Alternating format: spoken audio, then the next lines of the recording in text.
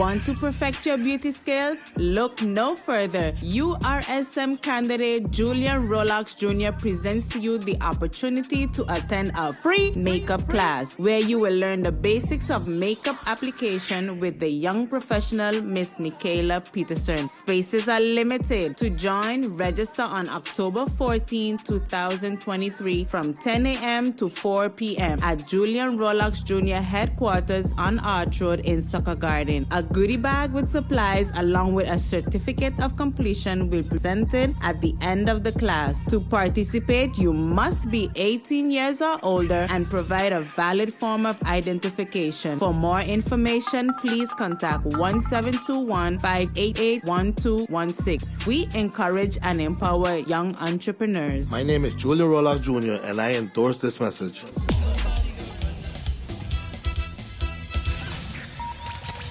At SXM, we're taking travel and tourism to new heights. Here we boast spacious check-in areas, 10 passport control points, comfortable departure lounges, and an exciting new airport mall. Finally, there's an airport in the Caribbean that takes your travel plans as seriously as you do. Princess Juliana International Airport. The experience will move you.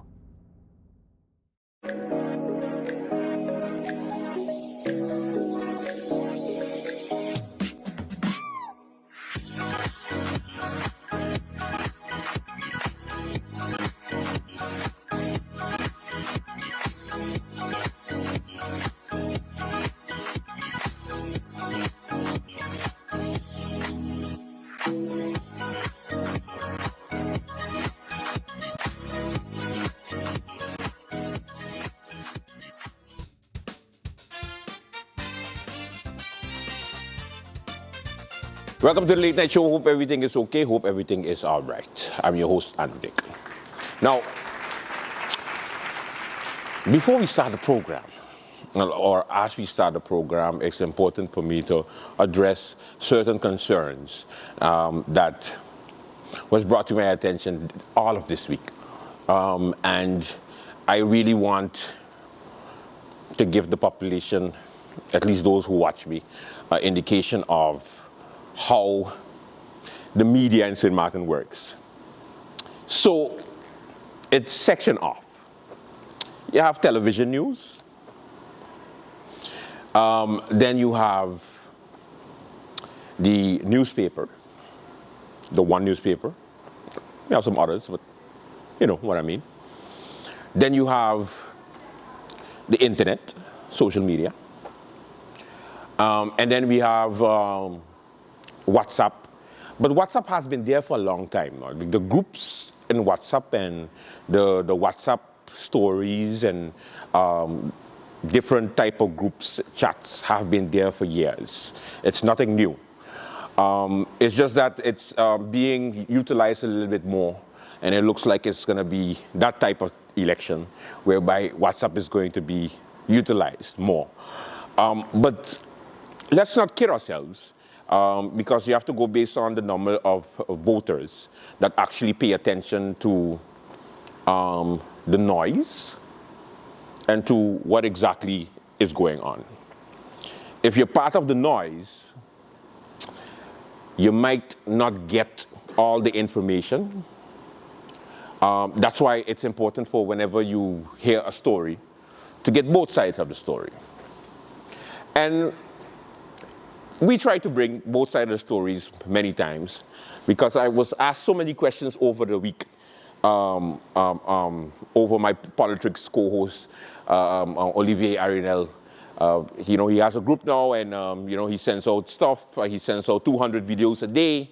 So, certain things he says and people want to check to see if it's true or not. So they would send me a message and say, hey, Olivier said this, is that true? Or is it not true? And then I go like, I don't work for him. How about you ask him since you're in his group? And it was almost as if I couldn't focus on late night. I had to focus on debunking a bunch of things that was coming from WhatsApp. Am I complaining about it? Hell yes. Because we, the media, don't like to cross each other's path. Everybody likes to do their own thing. So you have your SMN News does their own thing, you have your Late Night does their own thing, you have the Daily Herald doing their own thing, you have the St. Martin Online doing their own thing, you have PG82 News doing their own thing, you have Swaliga Post doing their own thing, you have 721 doing their own thing. So everybody does their own thing. So when, you know, somebody new comes in, and I wouldn't necessarily call Olivier a media person, I would call him more of a political activist. And he comes in and, you know, he riles up and he talks about certain things that everybody was scared to talk about. Everybody then puts him into the pot of the media, which is unfair to us, who has been doing this for years. And that's why we don't carry every single thing that, you know, Olivier says. So, as a disclaimer, let me just say, and I'm not speaking on behalf of the other medias, I'm just talking about Late Night. For the election season, every election season, we try to bring you accurate information most of the time, because sometimes the politicians lie. And then we have to fact check it. And then when we fact check it, it ends up being true or not true. So, we're going to start a segment next week whereby we're going to fact check certain things so that you can be informed as to what is going on, so that you don't get stuck in the noise. Because most of the time I notice that anything that is being thrown out there is being picked up for consumption and everybody runs with it. And I'm going like, or you don't read no more, or you just completely forget the 3.5 years that's been gone. Everything is about now. What's going on? I thought my St. Martin people had a brain. We're not sheep, we're not followers, or are we? So, starting next week, we're going to do a segment called fact checking. We're going to see how it goes. It's going to be fun. Today on the show, we're gonna dig in a little bit into the Council of Ministers press briefing. Now, at the Council of Ministers press briefing, the Prime Minister Sylvia Jacobs made a appeal to the population. Take a look. I would like to, lastly, Relika, address the continued negative comments that are getting a lot of air within our social media. People need to, I believe, I had a very good discussion. I was asked to be a guest speaker at the Rotary on Monday evening, which was a very good experience for me to sit with young professionals as well as seniors who are in Rotary and some visitors from the Lions Club as well, showing great collaboration between the service clubs and St. Martin. And they asked me to speak because of Literacy Month on building a literate nation. And for me, that was a very important topic. And I want to share with the public of St. Martin via this medium, the press briefing, that educating yourself and this being able to discern between truth and falsehoods is a very important skill to learn. Many people, not only that, you look at who is saying what and what is the motive, what is the intention. Is it just to break down? Is it because they didn't get what they want? And what do we say about ourselves when we support that kind of a discussion? Because as I said a couple of weeks ago, today for me, tomorrow for you, and we all have family members, it is very unfortunate that, yes, the political field has become what it is. In a time when we are recruiting new people to join this foray, it is a very discouraging thing that is happening. Are you willing, are people, young people, or even other professionals willing to put themselves in the middle of this type of a battle that anybody can say anything they want in the name of politics? I think we need to assess ourselves. There is a code of ethics that should be upheld at all times. And I think the four-way test that the Rotaries use is a good one to share with the public of St. Martin. The 4 questions, and sometimes when you drive around, you see it. The first is it the truth? Is it the truth? Is it fair to all concerned? Does it build goodwill and friendships? I would say, does it build good relationships? And the last is, I have a Rotary in the room. Will it be beneficial for all concerned? Will it be beneficial for all concerned to tear down the leaders in your country, especially when it is not based on truth? Again, the road to walk, if you have allegations of wrongdoing, is the prosecutor's office. The road to walk for us who are being constantly slandered is also a legal trajectory, which I will not hesitate to follow. Persons must be cognizant that the things you say have impact. People who do not know the difference may believe you might be making a joke, but it is not funny when it impacts the lives of people, and we live in a very small society. We talk about bullying at the school level. I consider this bullying at the adult level.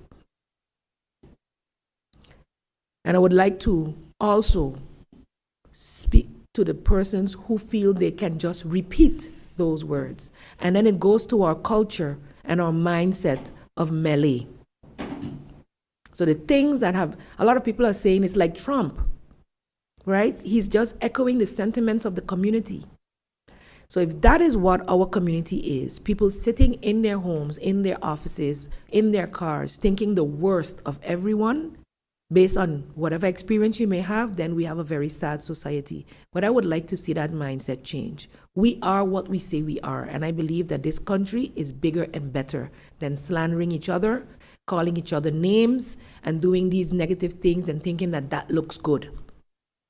What you do not want your children to do, or what you do not want done to you and yours, you should not do to others. That is the rule by which I try to live, and I can stand in my integrity, and I can stand against allegations that I know are untrue. And attacking family members for me is really going way below what is acceptable. All of it is unacceptable, especially when it is not true.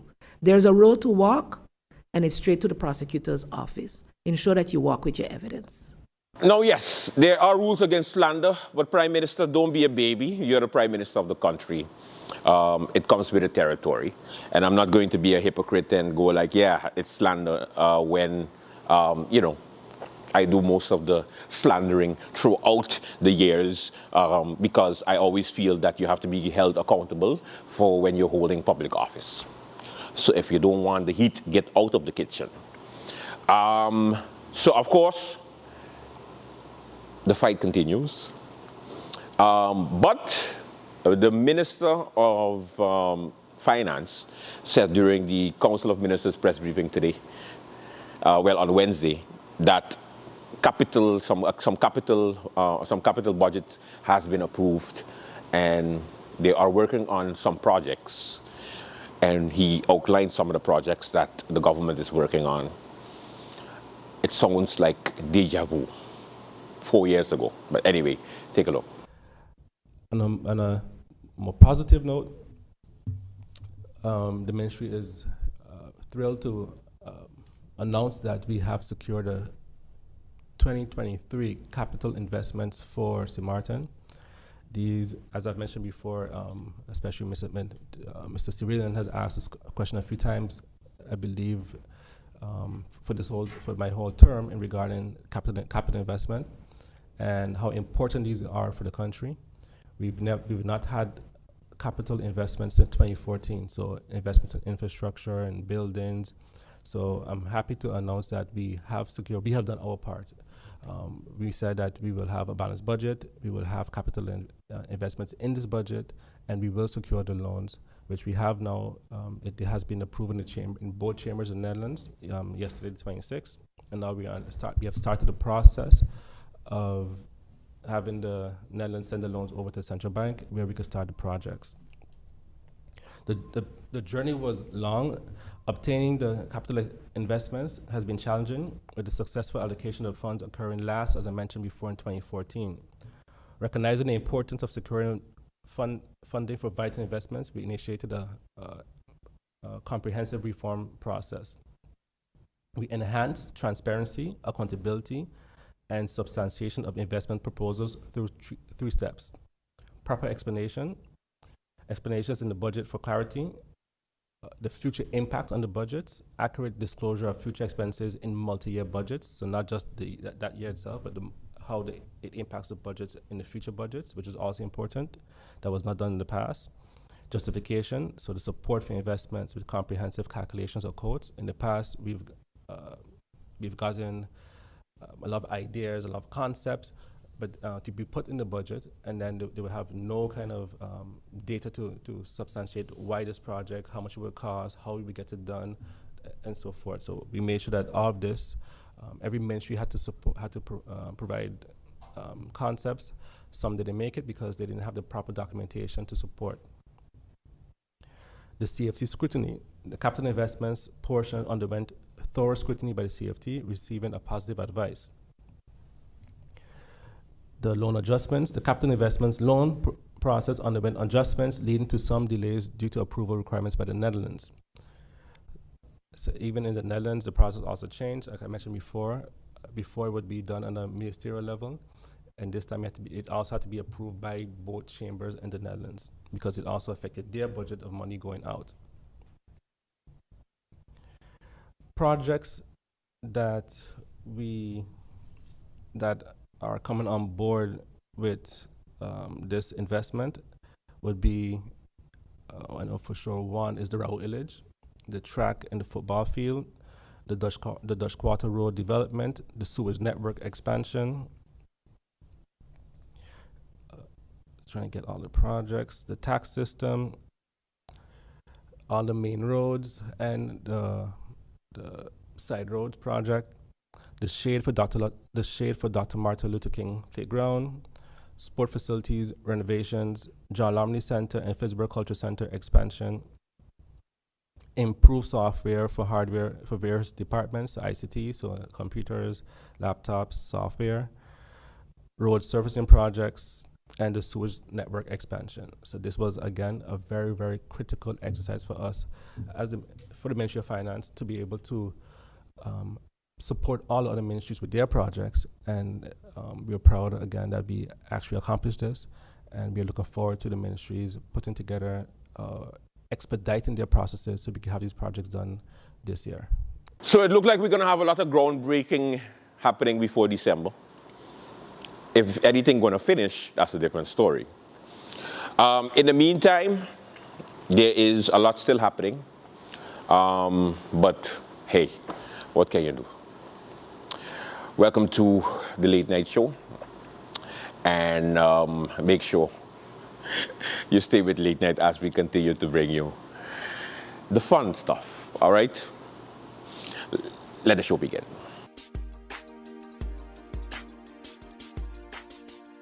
No, but MP Bryson, look, MP Bryson, this is exactly why I have confidence in you.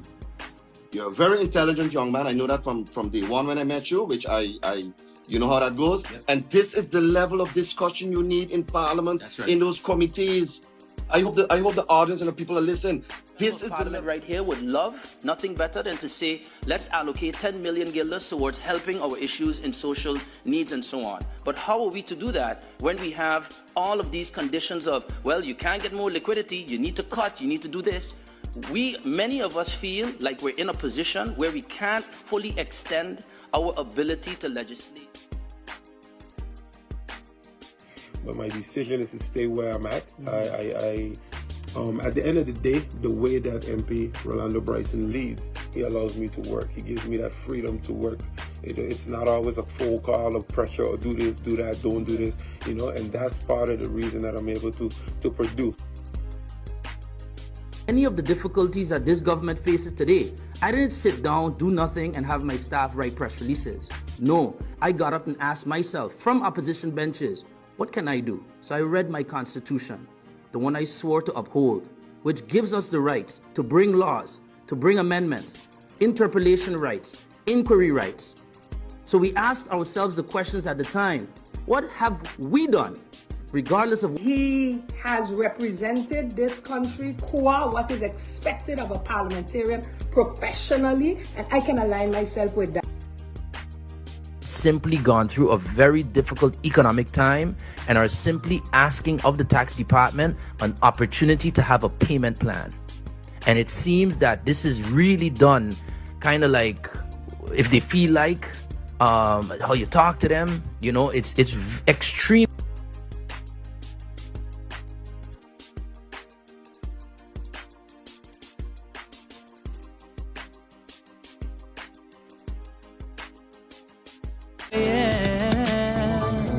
St. Martin, we probably go far, and we know, search for a sign of a change. A Chino, you know it got days when you feel like a zero. I woke up this morning, but feel like Mark Mingo. Tomorrow be a better day. Respect is the key, education gon' matter, so don't you try to run away. St. Martin, the place where the food is good, the people is good, the music is good. We living like we on a rose. They're trying to take us down, but I'm thinking could they really don't? Misunderstood. Oh Lord, help us protect ourselves, help us look in ourselves. We're searching for what they call the fire that's in ourselves. I just want to see the best from my motherland. I just want the whole world here to understand that we came from the bottom of the sewer, now we heading way up, high up unto Wonderland. Opportunity is yours, so make it happen. Take an action, change. Some of them even say it's the guns on one coco, so they won't let me play, and they blaming polio. Who they think they could fool? All we know they better do fast. Polio or no polio, man we won we must. Mama when they hear they go get the carnival. Oh, all masqueraders on heat. Well they didn't care if it was official, but they start turning peace on the street. And they start to jump around, yeah. And they start to tumble down, yeah. And they fall down on the ground, yeah. If they see how they came. But what was so comical in the midst of bacchanal? Rain comes and wash out Martin May. Who they think they could fool? All we know they better do fast. Polio or no polio, man we won we must. Mama when they hear they go get the carnival. Oh, all masquerade.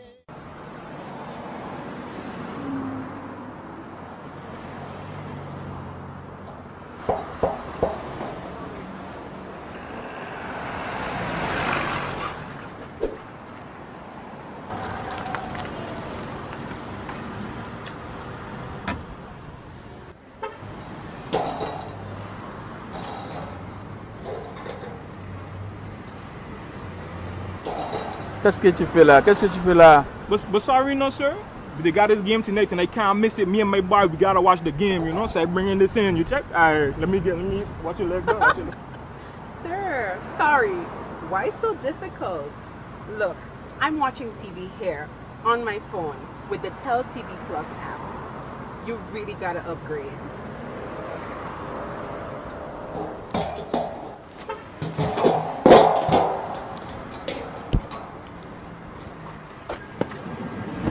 Okay, so tell me about the Tel TV Plus. I hear about this. Okay, so once you apply for Tel TV Plus, okay, you can enjoy it anytime on the go. Anytime? Anytime. On the go? On the go. You simply download the app, log into your account at any time, sit back and enjoy. You will never have to miss your match. Yo, bus driver, take me back to tell him now, please.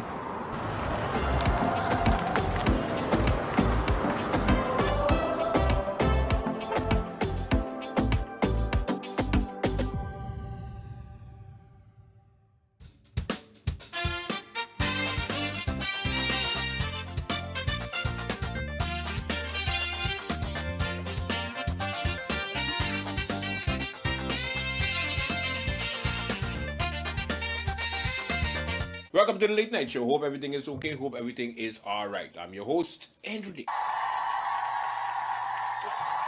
Okay, kids, what's happening on the lovely island of St. Martin? We begin with the news that the Minister of Vromi escapes a motion of non-confidence once again.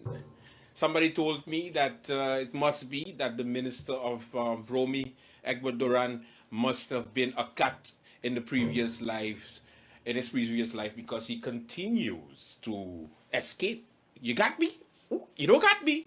You almost had it. Of course, the minister is facing a motion of no confidence. It's yet to be presented. Remember, during the recess, well, we are in a recess. 2 weeks ago, they had a meeting of Parliament where the member of Parliament, Ludmina Duncan, went independent and away from the National Alliance. But she did not say that she's dropping her support for the current government. So it just meant that one member of the coalition of 9 basically left, but didn't leave because she left the National Alliance. She doesn't necessarily leave the support for the government. All right. I hope it's not too confusing because it looks like there's many theories out there, and it's important for people to understand the context. Right. Okay. Good. Now, today, an urgent meeting of Parliament was called, and it was set to discuss the recent letter sent from suspended Member of Parliament Claudius Boncampo to the Parliament, basically saying he needs to be reinstated based on X, Y, and Z. It was discussed in a Central Committee meeting recently, and now they want to basically vote for this particular letter to be sent to the Council of Advice, so the Council of Advice could make an advice concerning this, because Parliament, I don't know whether we should allow him to come back or not. Do we have that power? Don't we have that power? What to do, what not to do?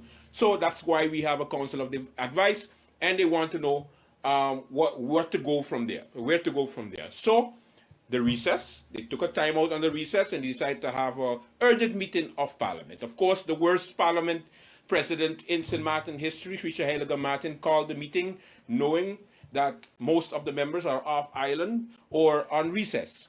But it's the people's business. She deemed it important, so she called the meeting. Now, in the meeting today, the following happened so that you can know exactly what took place. Take a look at this. We have then as agenda point for this public meeting, advice requests, advice council of advice, advice requests, advice council of advice regarding Article 50, paragraph 2 and 3 of the Constitution. We go over to the agenda point. Point of order, Madam Chair. MP Peterson. Good afternoon, at the minute actually, to you, Madam Chair. A good afternoon to my colleagues, to the griffier and to the Secretariat, and to all of those tuned in. Madam Chair, I would like to bring a proposal of order to the meeting. I would like to add an agenda point. Yes. Can I elucidate on that? Yes. I would like to add the agenda point citing Parliament's confidence in the Minister of Vromi. I would like to bring that to the proposal of order.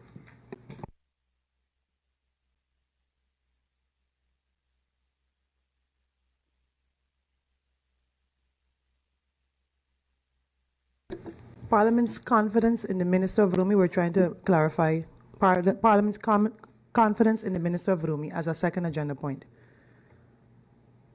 Is there support for this request? I see 2 members of Parliament in support. We would then have to put this request to a voting. I'd like to then adjourn for 2 minutes. Meeting adjourned for 2 minutes.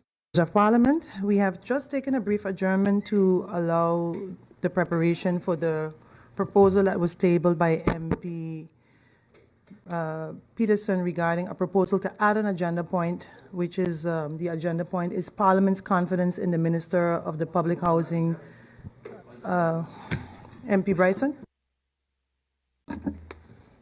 Point of order, Madam Chair.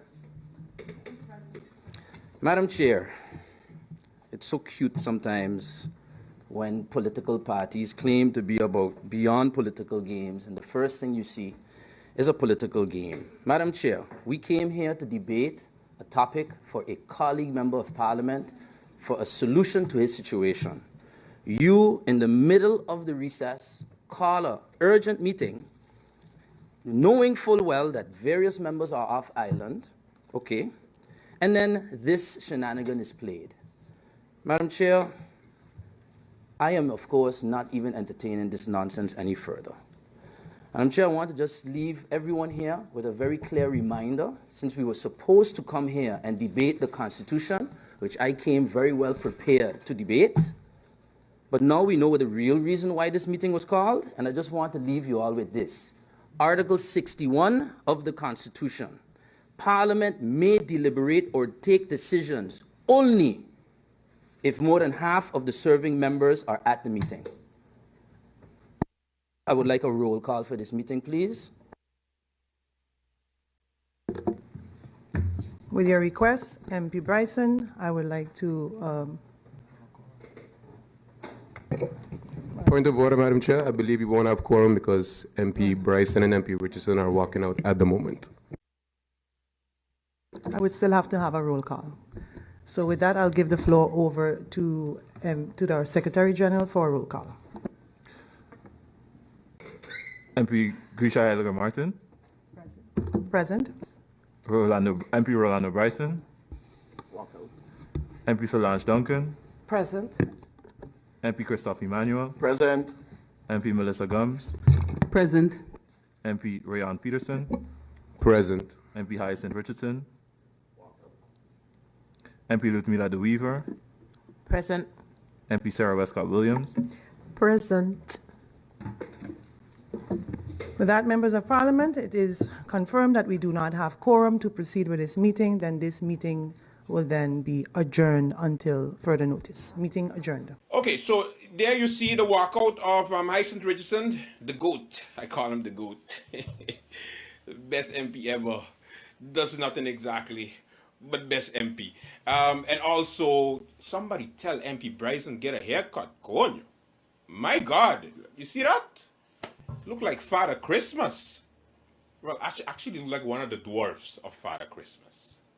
Anyway, he walked out of the meeting. Hyacinth Richardson walked out of the meeting. Ludmila De Weaver of the Up faction didn't walk out. And also, of course, the President of Parliament couldn't walk out because she was chairing the meeting. Okay, good. Context. It's important. Who was present for that particular meeting? All right. There was Melissa Gums, Ray John Peterson. Then from the UD we have Sarah Westcott Williams.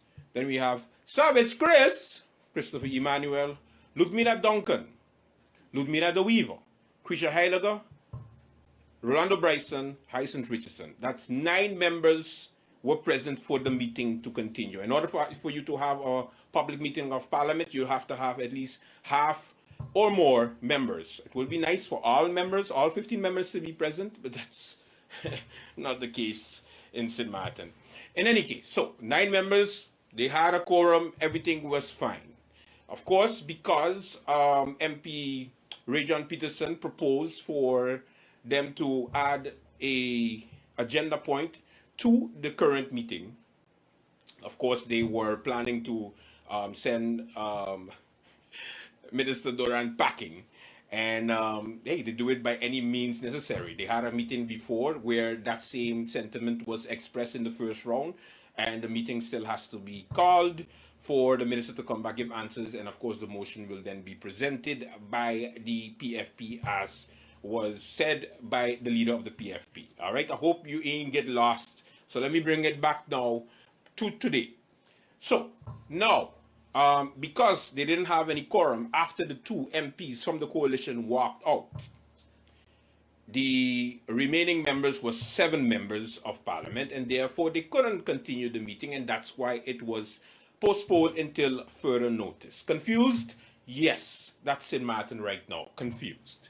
However, it's important for you to understand that the way that a parliament works is that there's a majority and then there's a minority.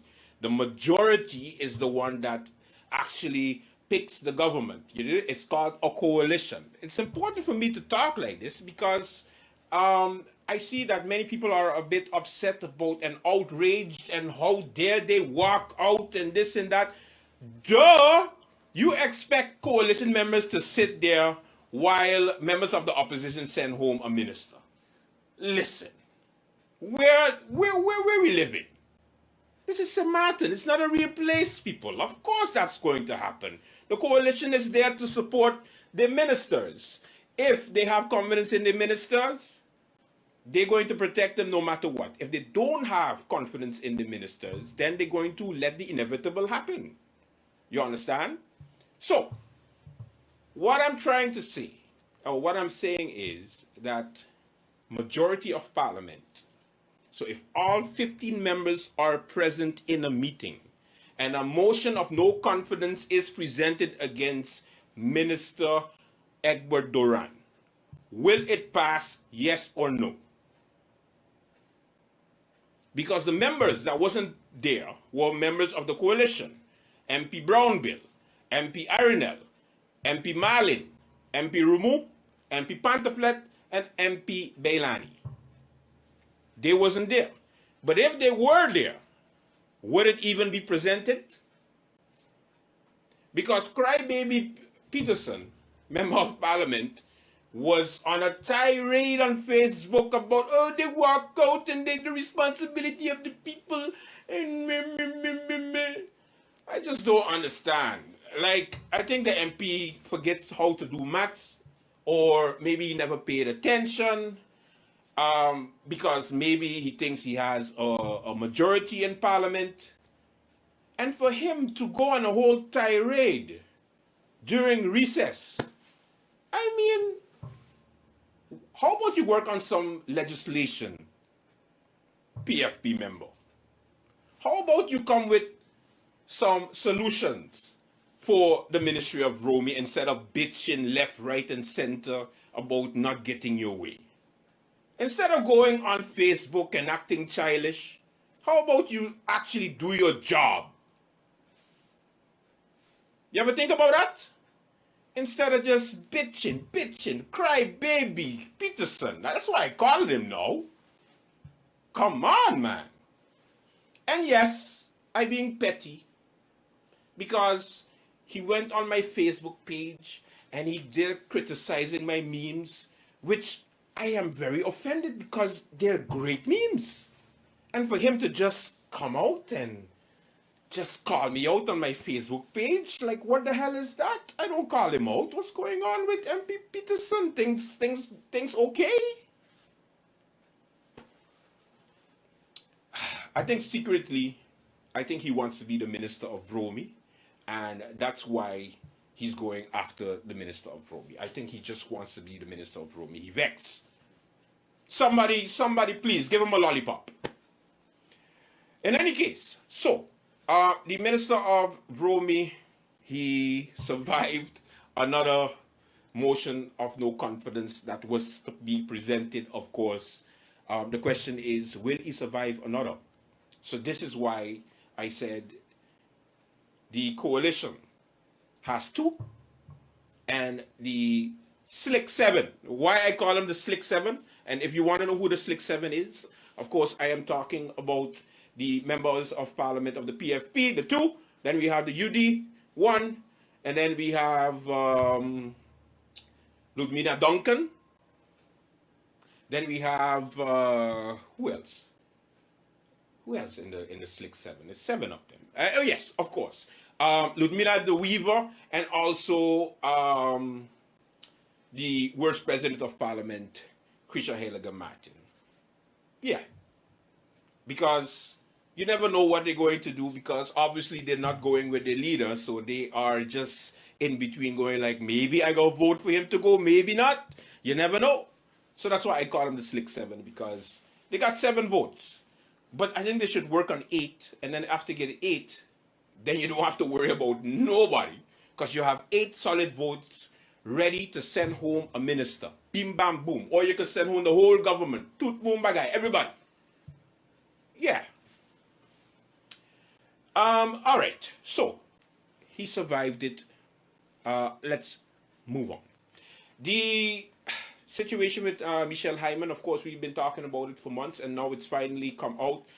The court has thrown out most of the things, and they basically, yeah, Mr. Hyman lost the case. Very unfortunate. Of course, I asked the question to the shareholder rep, or I should say the shareholder, not the shareholder rep. And that is Minister of Romy right now, who's the Deputy Prime Minister, because the Prime Minister is currently in the Netherlands. So I asked him, how does he feel about it, and what does it mean after the court case verdict by Mr. Hyman, and this is what he said. I cannot speak on behalf of the government on this point because we did not have a Council of Ministers meeting since yesterday. However, I didn't get the opportunity to fully go through the entire verdict. But based on the preliminary content of the verdict, is very unfortunate what took place. It's unfortunate on all ends because, to me, in my humble opinion, I don't see a winner in this. I don't see that the airport won nor anyone won, because we all lost. And at the end of the day, we're talking about a local professional here, and what I do see, and it's something that I've been emphasizing over the last 2 years, so to speak, when I talk about the leaders and the misleaders, I see persons now washing their hands from the situation, where they played a pivotal role in encouraging what took place in terms of the leaking or the wrong process in making the information known. And now you see persons are washing their hands, and they didn't have to do with me, they're pointing their hands at the chair of parliament. And I just find the whole thing very unfortunate, because at the end of the day, the biggest loser is Mr. Hyman in this case. I wish him and his family much strength, and I also look forward to, look forward to seeing him, how you say, revive and catch back himself, whether it's get employment elsewhere or success in whatever future endeavors he does. But you see where politicians and so-called representatives are leading persons down astray and then abandoning them at the end of the road. And this is not the first time that this happened. It's actually the second time in the last year that something like this happened, with the same trajectory, with the same individuals. All right. So in essence, and I want you to understand that the reason why he lost the case had to do with the fact that the worst president of parliament, Krisha Heilige Martin, decided to ask a man who is already suspended to resubmit information that he only received an okay for, to send one time, not two, not three, not four, one time. Savage Chris had a better explanation during his radio program on Tuesday on SOS Radio. Take a look. Let me explain to you what happened in this case. Basically, what it comes down to is the judge saying you did not get permission from your boss to resubmit the document. So you remember when the President of Parliament, Grisha, told him to resubmit the document? What the court is saying, you did not get permission from your boss to do that. The first time when he submitted the documents, he got permission from Dexter Duncher. He got permission from his boss. And So you've been fired for resubmitting, not for submitting? No, he didn't get fired for resubmitting, for not getting the permission. Okay, so there you heard it. Basically, nobody wants to point fingers and say, that it's everybody else's fault, but it's Krisha Heilige Martin's fault. Because she had to ask the board, the supervisory board, or the management of the airport, but instead she asked the person who was suspended, and therefore he violated his agreement, his contract with the airport. So what now?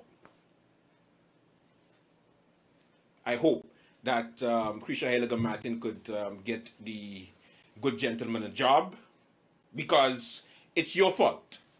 Yes. And I know people going like, but Andrew, you can't say that, because technically what happened is the government had to. Yes, the government is at fault too, because they are some horrible people for allowing it to reach this far. Of course. But to add fire, to add wood to the fire, how is it possible that this president of parliament continues to do things that make me go, so cringy? Like, come on, man. I hope the coalition, the current coalition, whichever coalition they have, do something very, very, very, very, very soon about the president of parliament. I think it's time. It's time. Like, it's ridiculous. She's making way too many mistakes, and everybody continues to accept it because it's, you gotta take it easy because she just reached. It's been 2 years, people. She's been in government 2 years. Like, when do we take the training wheels off? When do we say, okay, boo, this ain't for you? In any case, we do wish Mr. Hyman much strength.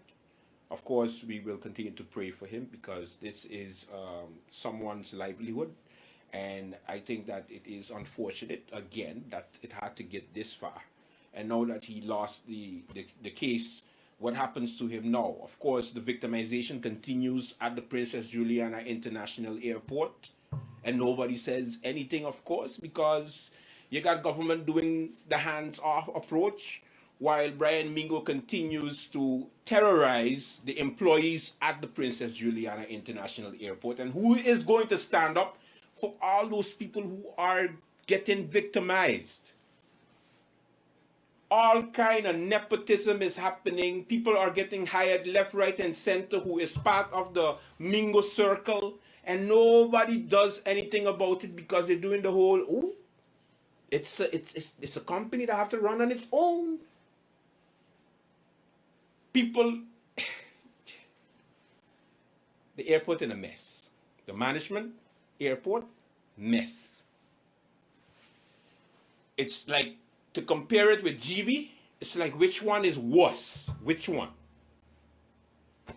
In any case, let me continue. The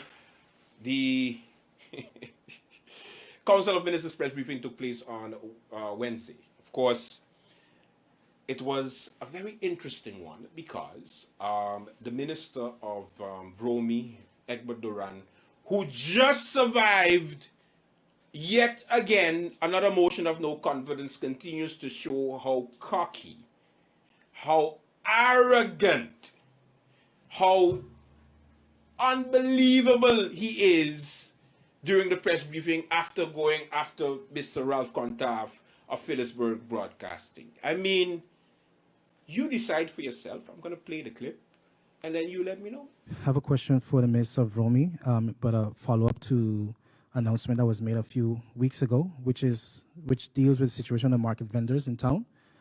It was announced that I think it's Royal Caribbean that would basically invest in remodeling it. Can you provide a status, although the respective minister is not here, but maybe if it was discussed in the Council of Ministers on where that project stands? And then my actual question for you, basically deals with the Ombudsman report as well as it regards to page 17, where it stated that one of the companies initially was disqualified for missing a bank statement or a letter, which then later appeared out of the blue in the evaluation checks. It was then realized that the company's entire box and documents for the bid was overlooked. Nevertheless, it led to a heated debate by committee members who we know that some of them resigned or left the committee. But it so happens that the owner of the company is related to two ministers of this Council of Ministers. So how do you respond to such a dilemma? Thank you. For the first question regarding the marketplace, I had a meeting last week while on vacation, a virtual meeting with the Cabinet of TIAT, staff from Vromi, staff from TIAT as well as the acting minister of TIAT, with Royal Caribbean on the way forward. A whole plan was put into place, and this week the staff from the respective ministries would meet up, and also with Royal Caribbean and put a sort of a plan of approach together with different dates and how they plan to reach to the point. So that is rolling. With respect to your second question, I would like for you to clarify, because I mean, at the end of the day, Mr. Kantav, when we ask certain questions and we make certain statements in the questions, can you clarify if that what you just mentioned just now was written in the Ombudsman report regards to relatives, and clarify what you mean? Yeah, so the statement is clear. You can go and verify on page 17. No, I'm not saying that I can verify. You mentioned about relatives as well. Yeah, it is clear because Minister, Mayor Friday Martin Small, that's something that we hear often from the ministers as well, that contractor, I can give you the name of the company as well, which is the Aviana, that cleaning company that won the bid. It's a relative of yours and the minister of VSL. It happens to be the case. So how do you respond to such a situation? I'm not related to any company, but you meant you're related to the owner of the company. The owner, okay. I related to a lot of people, and I think that I'm related to maybe multiple owners of different companies that do business with government. So trying to make a certain insinuation like that, I believe, is quite unprofessional. But nevertheless, Your question exactly. Can you specify what your question is based on page 17? Because that wasn't clear. It was more statements. Minister, the report is very clear. No, your question isn't clear. And I'll reiterate the question. Okay. So on page 17 of the Ombudsman report, it highlights that one of the companies initially was disqualified for missing a bank statement or letter, which then later appeared out of the blue in the evaluation checks. It was then realized that the company's entire box and documents for the bid was conveniently overlooked. Nevertheless, it led to a heated debate by committee members, and it so happens that the owner of the company is related to two ministers, yourself and Minister Otley. So, how do you respond to such a dilemma, given the fact that the report in itself was a damning report, be it you see it professional or not, Minister? I never said the report wasn't professional. I mentioned that your insinuations at the end confuse the general public with respect to what was confusing you, written Minister. in It's not confusing the public. Okay. Yeah. When you Don't finish, go let there. me know. When you finish. Mr. Kentav, please let's not banter with the minister. Deputy Prime Okay. Minister. Thank you very much, Relaika.